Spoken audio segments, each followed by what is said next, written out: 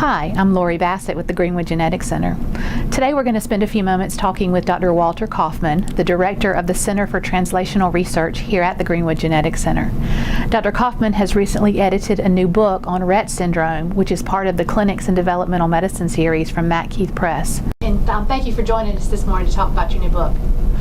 Well, actually, it's not my book. It's the way that I see it is a book of the Rett Syndrome community. And I think it's an important book, number one, because it's the first clinically oriented book on Rett syndrome.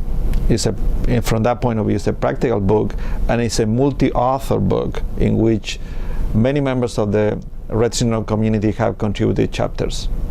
So can you tell us how this new book will benefit both patients and healthcare providers? Right.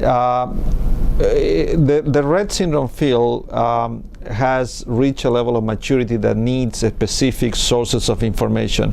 Even though clinicians, families, researchers can find information on sources like PubMed, it's very difficult to find a single source where the critical issues in Rett syndrome are all together, and that's what the book is.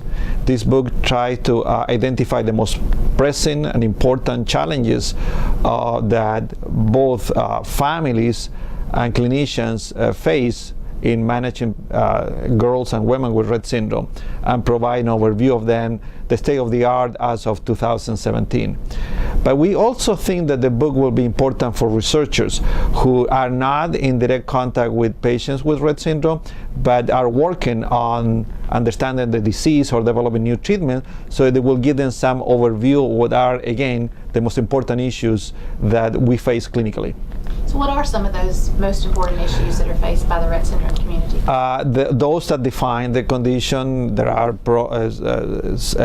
severe problems with communication, with motor function, both ambulation and use of hands, as well as a variety of other symptoms. A large proportion of the girls have seizures, breathing abnormalities are very common. There are other problems, orthopedic problems like scoliosis, GI symptoms, etc.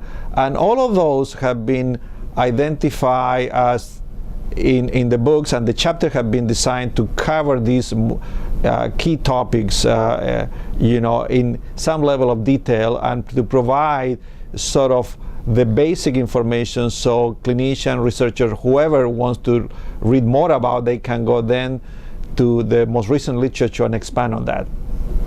And who are some of the experts that have contributed to this? The way that the book came about is that as part of the Rett Search, the consortium of clinically oriented researchers on Rett syndrome, we realized that we needed this type of source of information. So I requested four of them to be my co-editors. So we assembled the different sections of the books with them: Dr. Alan Percy, Angus Clark, Helen Leonard, and Sakubai Naidu. Each one of them took a section, and with me we assembled the book, and we invited experts in each specific topic within each section. And most of the chapters have at least two, if not more, authors, as a way to provide the more comprehensive but also collective view of the disorder. So if someone's interested in getting a copy of this book, how can they go about doing it? The book is available through the publisher, which is MacKeith Press.